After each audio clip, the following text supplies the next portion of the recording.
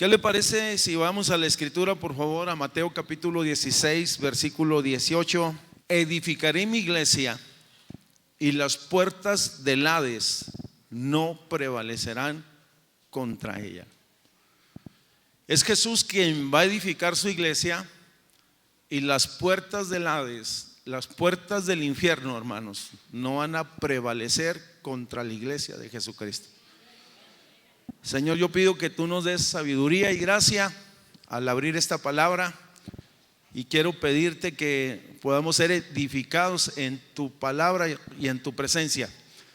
Pido cobertura, pido tu bendición, pido que nuestro entendimiento pueda ser abierto y que haya claridad, y a través de tu palabra venga una convicción y seguridad de que tú, Señor, eres el Salvador.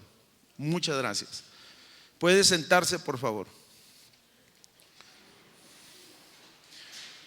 Es sobre la declaración de Pedro: tú eres el Cristo, el Hijo del Dios viviente, que el Señor decide edificar a su iglesia.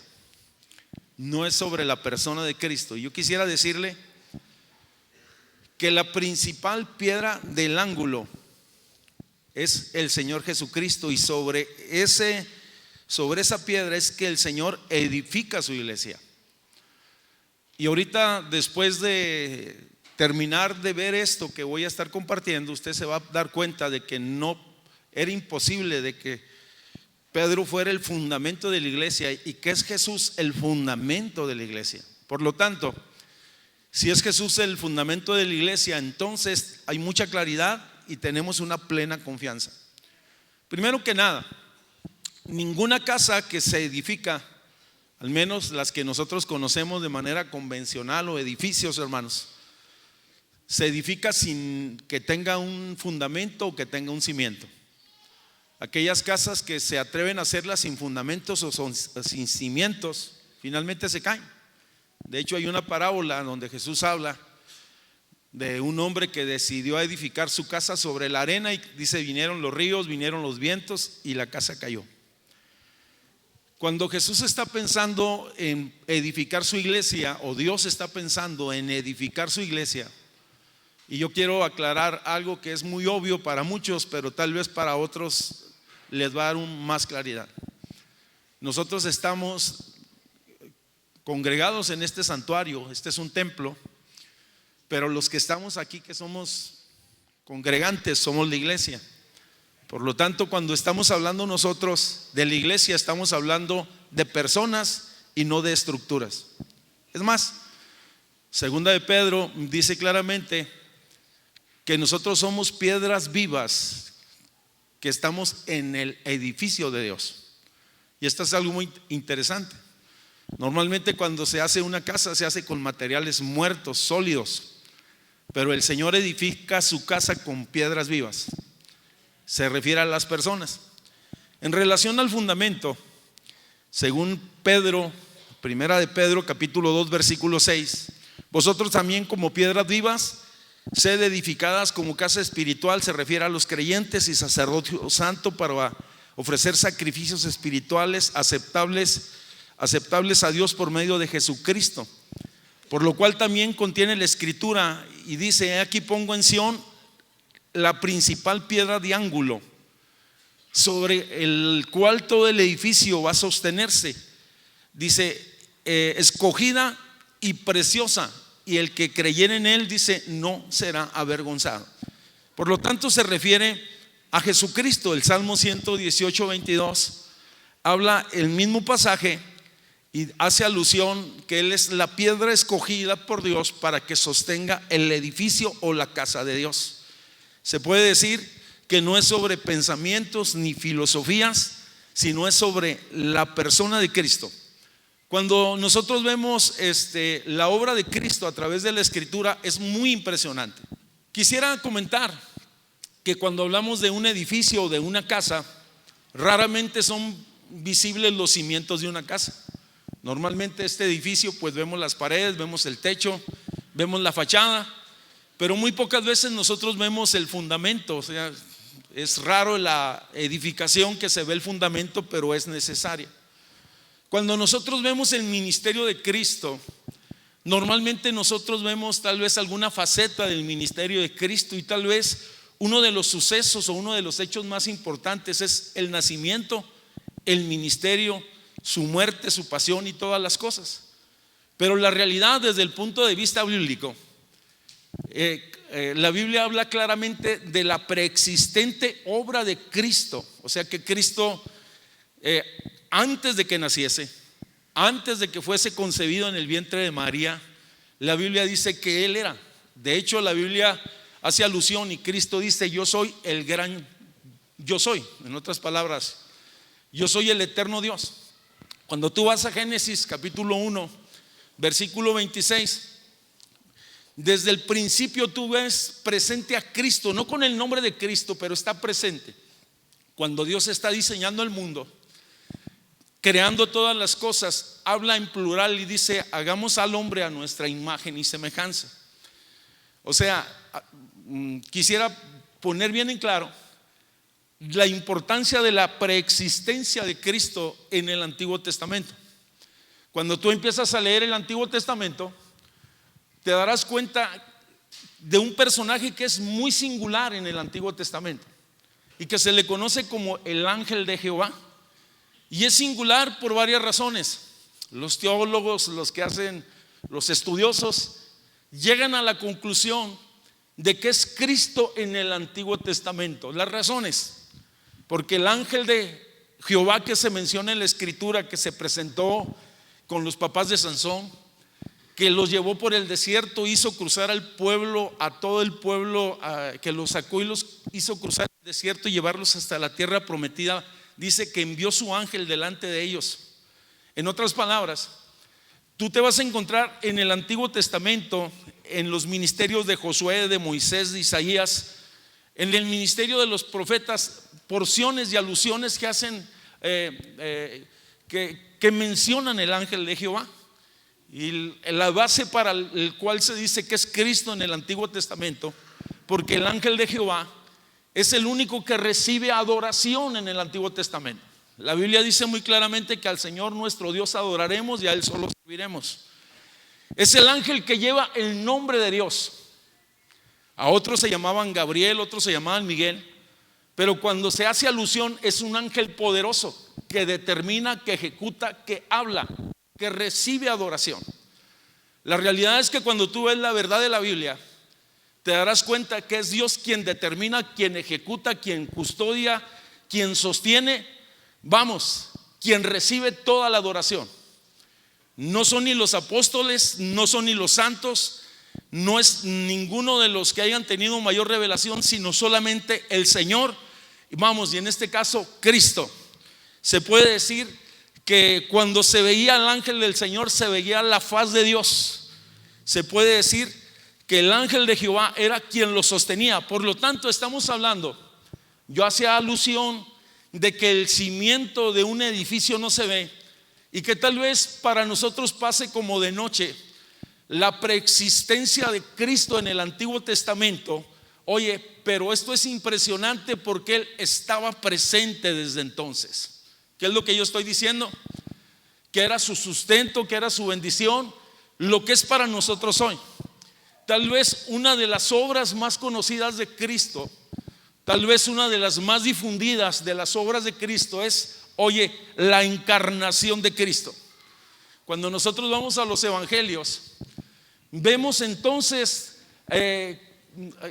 la narración donde se hace alusión de que vino el ángel, Gabriel, y le dice a María que no tenga temor, que sobre su vida que ella es la mujer escogida y que será encinta, y que lo que nazca de ella será el santo ser, será obra engendrada por obra del Espíritu Santo. Cuando nosotros vamos al Evangelio según San Juan, capítulo 1, versículo 14, fíjese que esto es muy impresionante. El ángel habla, el ángel notifica, el Espíritu Santo viene y hace la obra en el vientre de María, y es Cristo concebido de manera sobrenatural, la encarnación de Cristo. Y dice Juan, que es uno de los hombres que escriben con más profundidad dice, y aquel verbo se refiere al eterno Dios, hermanos. Y esto es algo increíble, esa es la palabra. El que creó los cielos y la tierra, el que dijo sea la luz, el que ordenó y le puso límites a los mares. Oye, el que derribó y derrotó ejércitos poderosos, decidió hacerse hombre. Y dice, y aquel verbo fue hecho carne y habitó entre nosotros. ¿Y qué dice? ¿Y nosotros qué? Vimos su gloria, gloria del unigénito Hijo de Dios, lleno de ¿qué? De gracia y de verdad. Por lo tanto, si alguien a usted le quiere decir, mira, el ministerio de Cristo comienza, oye, solamente en su nacimiento. No, Cristo está desde el principio. Y Cristo, fue concebido por obra sobrenatural del Espíritu Santo. Oye, y es Gabriel entonces que da esa noticia, pero es el Espíritu obrando en el vientre de María. Colosenses capítulo 2 versículo 9, cuando habla de esta gran verdad, dice, porque en él habitó la plenitud de la deidad. Esto significa que es Cristo que se hizo hombre. Cuando el Hijo de Dios descendió del cielo y fue engendrado en el vientre de María, creo que esto es algo impresionante, sobresaliente.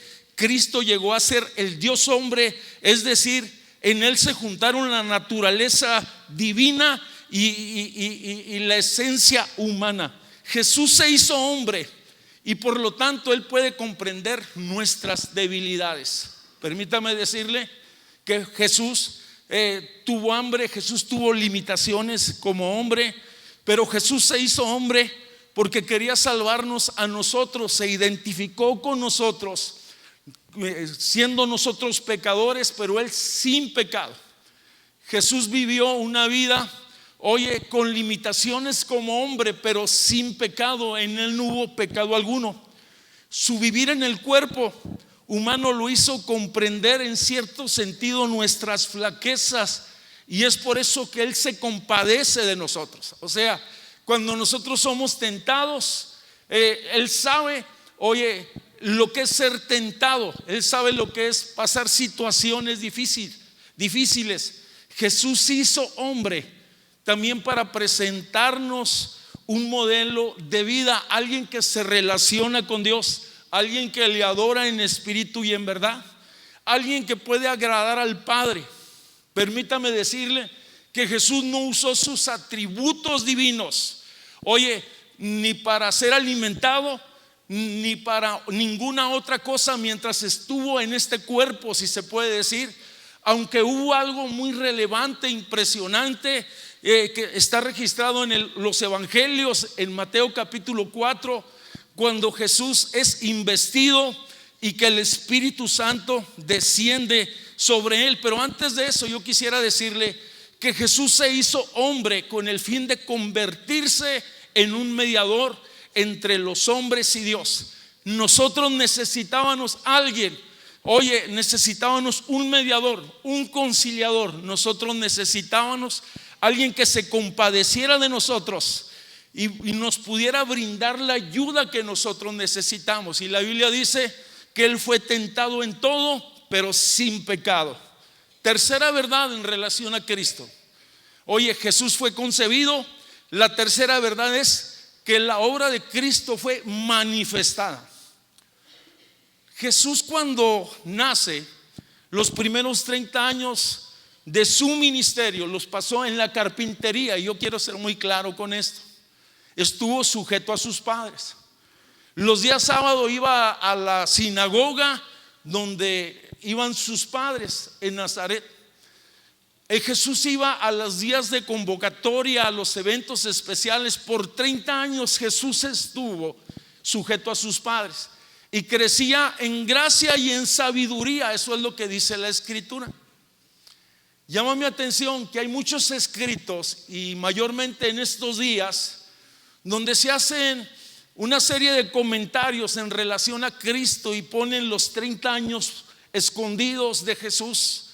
Y sacan una serie de historias de que Jesús estuvo con los tibetanos, Jesús que aprendió las ciencias orientales, que Jesús, qué sé yo, pasó por diferentes lugares místicos, y que por eso es que cuando Él regresa entonces empieza a obrar en los poderes que aprendió y de aquellas religiones de aquel entonces. Permítame decirle que Jesús simple y sencillamente, oye, estuvo en la carpintería, estuvo sujeto a sus padres y era conocido.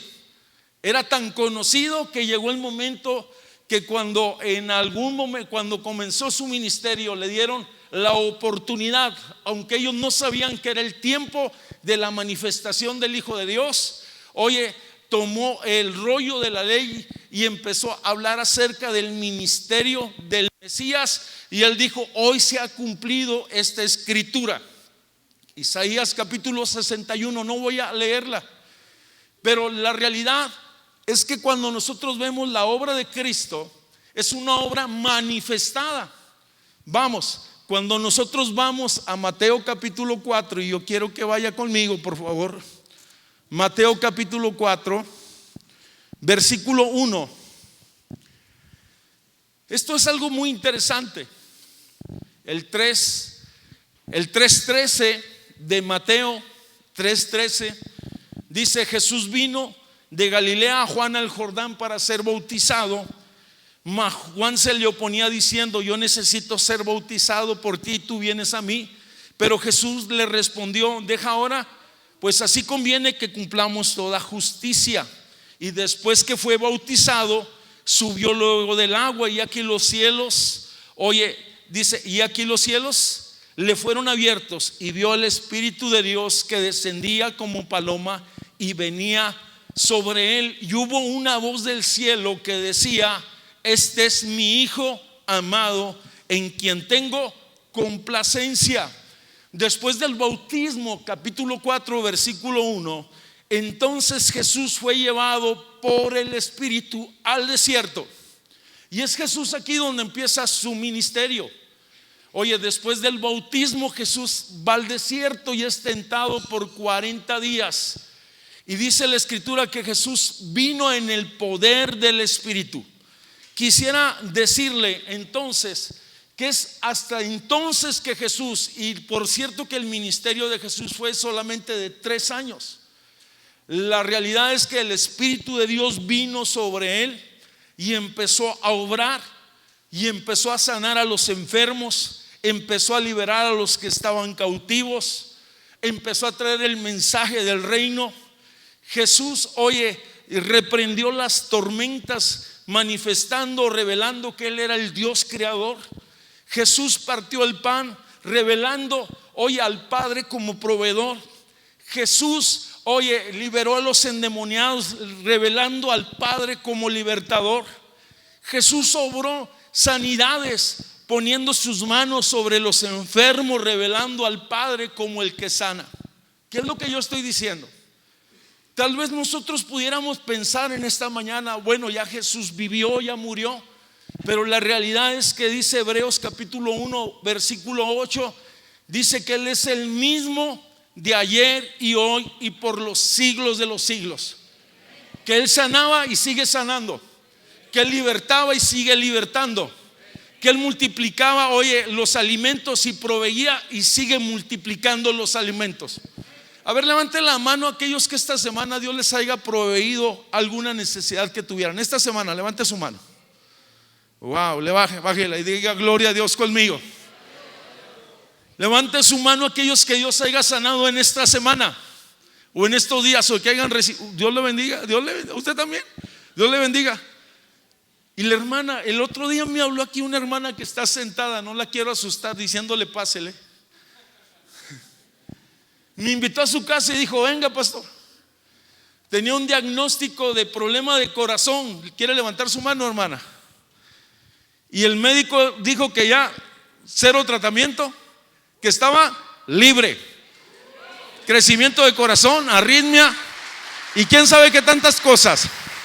Eso me lo levante, póngase nada más de pie, hermana, póngase de pie, por favor. El que sanaba sigue sanando.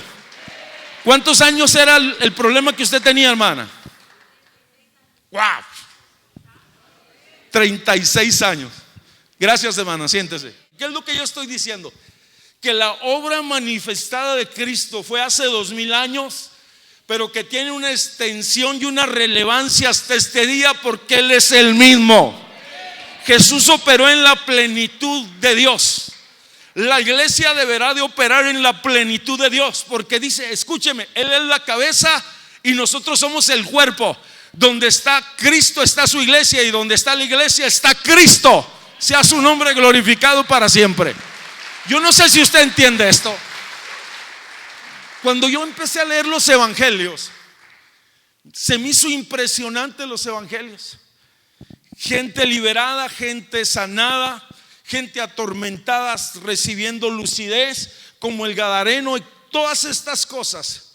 Pero la obra de Cristo manifestada va más allá, sino que el propósito y el plan que había con Cristo es que había una obra que tenía que ser consumada. El problema mayúsculo más grande que existía es que el hombre se había alejado de Dios. Cuando vas al libro de Génesis, ves que el hombre es sacado del huerto del Edén.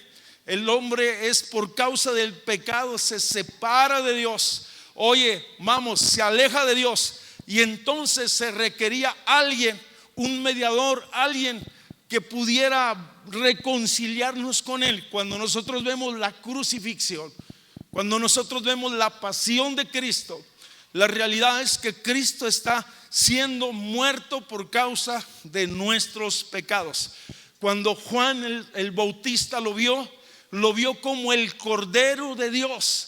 Dice que quita el pecado del mundo, como el Cordero que tenía que ser sacrificado por todos nuestros pecados. La Biblia dice en Romanos capítulo 8 versículo 3 que Él se presentó voluntariamente por nosotros. En otras palabras, Cristo es nuestra ofrenda por el pecado. Jesús estando en la cruz del Calvario, oye, después de estar 6 horas en agonía, Él exclamó, consumado es, diciendo, el precio ha sido pagado, ha sido redimido el hombre. El hombre tiene un acceso a Dios por medio de mi sacrificio. Oye, las demandas, que estaban, que sin derramamiento de sangre no había expiación por el pecado. ¿Qué es lo que yo estoy diciendo? Esa era la demanda divina. Y Cristo derramó su propia sangre. Sus manos fueron laceradas, atravesados, su frente fue depositada una corona de espinas, su costado fue traspasado, y a través del sacrificio de Cristo nosotros somos entonces perdonados. Pero a través del sacrificio de Cristo también somos sanados. Y eso lo dice Pedro, que por las llagas de Cristo nosotros somos sanados en el pasado. Sea su nombre glorificado. Wow, hay vigencia.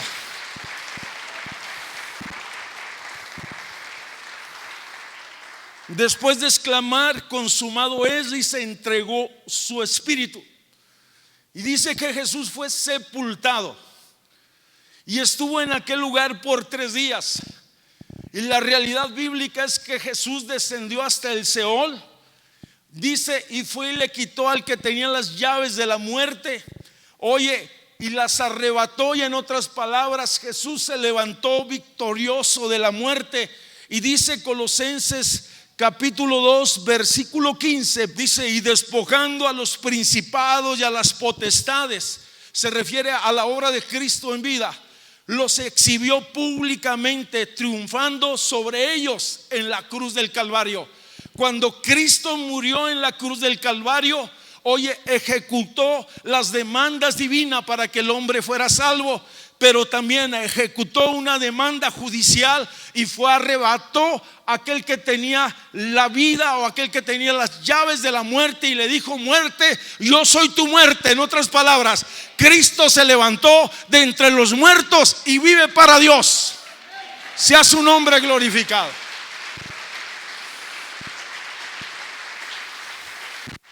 Si me entiende lo que le voy a decir en esta mañana, su percepción de Cristo va a cambiar.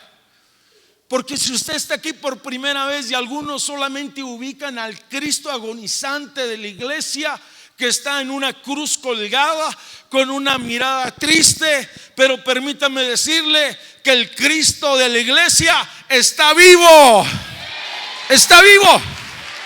El Cristo de la iglesia no está muerto. Sí sufrió, sí agonizó, sí sufrió los dolores de la muerte, pero la tumba no lo pudo contener, porque la vida se manifestó y el Espíritu de Dios lo levantó a Cristo de entre los muertos y lo exaltó para gloria de Dios Padre, para que fuere reconocido por los siglos de los siglos. La iglesia tiene un Cristo vivo y poderoso. Ay, ay, ay, ay, ay, ay, ay.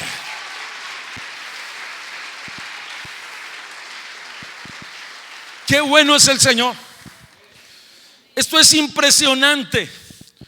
Quisiera decirle que la victoria de Cristo en la cruz del Calvario es mi victoria. En otras palabras, que es por medio de Él que yo soy más que vencedor. No son por mis fuerzas. Me levanto este día porque Él venció. Dije, Él venció, Él venció. Y yo quiero que se vaya con ese pensamiento. La obra consumada de Cristo es perfecta. Sea su nombre glorificado. Aleluya.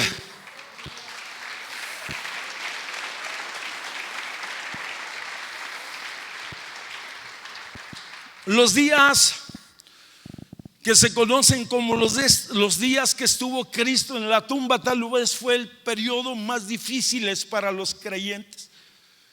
Pero cuando la tumba se abre y Cristo resucita de los muertos, oye, dice y queda registrado en la palabra que Cristo entonces es exaltado.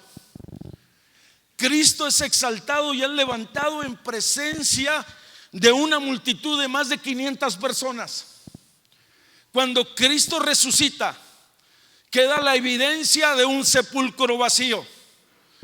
Cuando Cristo resucita, queda la evidencia de unos lienzos doblados sobre la tumba. El otro día escuchaba un comentario que se me hizo muy interesante. Decían que cuando alguien se sentaba a la mesa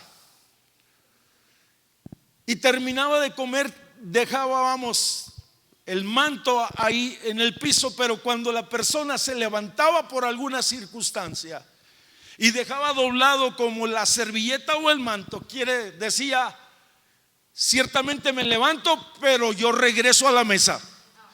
Cristo dejó unos lienzos doblados sobre la tumba diciendo, me voy, pero regreso. Soy levantado, pero regreso. Yo vengo pronto, sea su nombre glorificado para siempre. No sé si me entendió lo que le quiera decir. Le estaba diciendo a los creyentes, a los discípulos que estaban agobiados, yo vengo pronto. Le quiero decir que la obra presente de Cristo está en el trono hoy, en este momento. Libro de los Hechos, capítulo 2, versículo 34. Fíjese lo que dice el libro de los Hechos, capítulo 2, versículo 34. Si Cristo hubiese estado muerto y no hubiese resucitado, hermanos, ninguno de los discípulos hubiera entregado su vida por causa de un muerto, pero ellos dieron su vida por causa de alguien que se presentó por 40 días delante de ellos diciéndoles, yo soy el que venció la muerte. Versículo 34, Hechos capítulo 2, versículo 34. Es un pasaje mesiánico.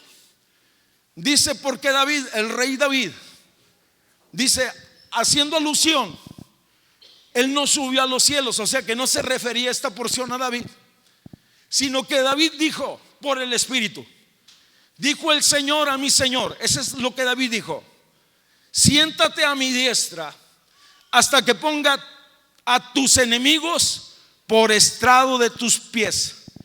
Pues sepa pues ciertísimamente todos los casas de Israel o todos los judíos que a este Jesús a quien vosotros crucificasteis, Dios lo ha hecho Señor y Cristo. En otras palabras, Cristo fue ascendido a los cielos y fue tomado, arrebatado y levantado. Y la Biblia dice claramente entonces que Jesús está ahora en este momento a la diestra del Padre. Yo le quiero decir que Jesús no está matando el tiempo y esperando solamente su venida, sino que cuando tú ves la Biblia con claridad y con profundidad, te vas a dar cuenta que Jesús está haciendo una obra mediática, una obra mediadora. En este momento Cristo es nuestro abogado. Dígale al que está enseguida: qué buen abogado tienes. Le voy a decir algo y es gratuito. Ay, Dios nos libre de caer en manos de abogados y de médicos. Eso. Jesús está haciendo una obra mediática. Y por eso es que cuando el creyente peca o cuando el hombre se arrepiente, Jesús hoy es el mediador entre nosotros y Dios. Antes ese camino estaba cerrado, no había acceso para los gentiles. Ahora Él abrió un camino amplio y nosotros podemos relacionarnos, y el Padre nos ve a través del sacrificio de Cristo. Y el Padre, en otras palabras, y es Jesús quien hace la obra de mediación, porque no hay otro nombre dado a los hombres en el que podamos ser salvos. Y esto es muy claro: no hay santos, no hay santas, no hay intercesores delante del Padre más que solamente Jesús. Es el único mediador, es el único. Nadie puede llegar al Padre si no es por Él. En otras palabras, si tú tienes a Cristo, tienes las llaves del cielo, tienes la oportunidad y tienes la bendición de reconciliación. Si tienes a Cristo, tienes la esperanza de que serás bendecido a través de Él. En este momento Jesús está ayudando a los que están siendo tentados, porque Él se compadece de los que están siendo tentados y nos ayuda, porque la Biblia habla que Él sustenta a su iglesia. En los momentos de adversidad es Cristo quien nos sostiene. En los momentos de enfermedad es Cristo que se manifiesta. En los momentos, más difíciles de nuestra existencia, es Cristo que se hace presente y te dice: no tengas miedo, que yo estoy contigo. Jesús está en medio de su iglesia. En su iglesia sea su nombre glorificado. Está presente.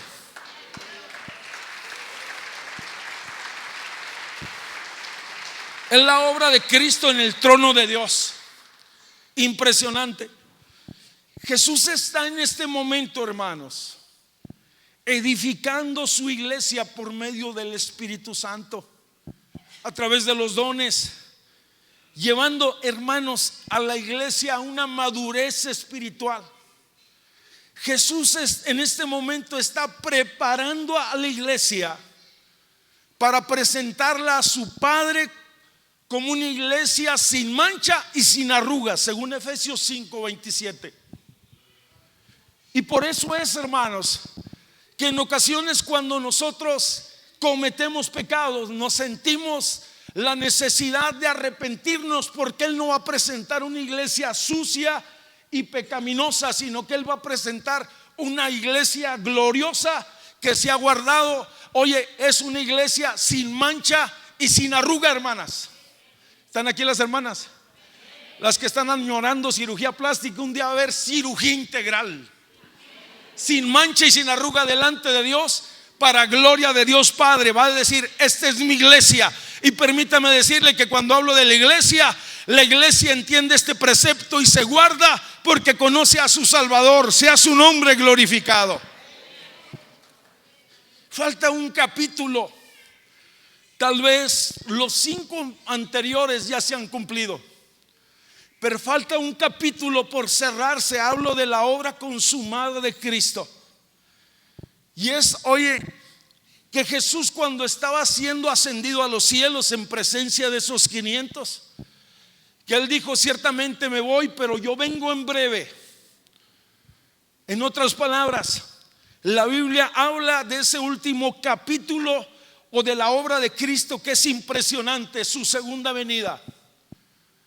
todos los acontecimientos que hoy estamos viendo y oyendo, que estamos siendo testigos, la devaluación de las monedas, guerras y rumores de guerras. Todos los días o cada año aparece una nueva epidemia. Oye, la inmoralidad en los cuales las naciones han caído, a mí me dice solamente una cosa: que el reino de los cielos está cerca y que su venida se acerca. En otras palabras, cuando estas cosas comiencen a suceder, dice: levantaos vuestra cabeza sabiendo que vuestra salvación está más cerca de que cuando creímos.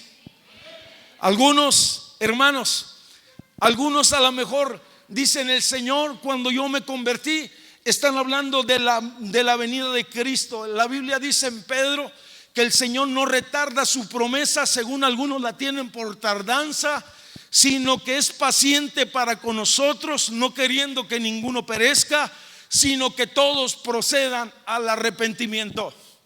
La realidad, hermanos, la realidad. Y han estado pasando tantas cosas durante estos últimos años. Hace 3 años atrás se huyeron en diferentes naciones de la tierra, inclusive aquí en una parte de México, unas trompetas que sonaban en los cielos. Y algunos que hicieron, un examen de eso, dijeron que no era una trompeta común, sino que era un chofar, un cuerno de carnero, porque la promesa dice, que al sonar de la trompeta los muertos en Cristo resucitarán y que serán levantados para la gloria de Dios Padre. Estoy diciendo que Cristo viene pronto. Hoy más que nunca hay una confusión impresionante religiosa. Hoy más que nunca hay tantas situaciones, que están alrededor de la iglesia. Y es Jesús advirtiendo a la iglesia y le dice: mirad también por vosotros mismos. En otras palabras le dice: cuídate, cuídate, cuídate, que tu corazón no se cargue de glotonería y de embriagueces y de los afanes de esta vida. En otras palabras, está diciéndole a la iglesia, porque la verdad dice que yo vengo pronto sobre vosotros. Lucas capítulo 21 versículo 34. Cuando vemos nosotros a Jesús edificando su iglesia sobre ese fundamento y obrando sobre ese fundamento. Hace un momento yo le decía a uno de los hermanos, dije: búscame una iglesia, búscame una imagen donde está Cristo edificando. Y ese era el pensamiento, es Jesús edificando a su iglesia. La realidad, que la iglesia en este tiempo es una iglesia que va a trascender y obrar en el poder del Espíritu Santo. Me refiero a la iglesia de Cristo. La iglesia es alguien que entiende los tiempos y que prepara sus vestiduras y está lista para el encuentro con el Señor. Pero hay una realidad espiritual en el texto que nosotros tomamos. La iglesia de Cristo es indestructible, porque dice en Mateo capítulo 16 versículo 18: y las puertas del Hades no prevalecerán contra la iglesia. Se lo voy a decir en otras palabras: si usted está pasando momentos difíciles, hay una promesa. Si usted es de la iglesia del Señor, las puertas del infierno no va a prevalecer contra su vida. Las puertas del infierno no van a prevalecer contra su casa, contra su familia, porque es Dios quien sustenta a su iglesia. Sea su nombre glorificado.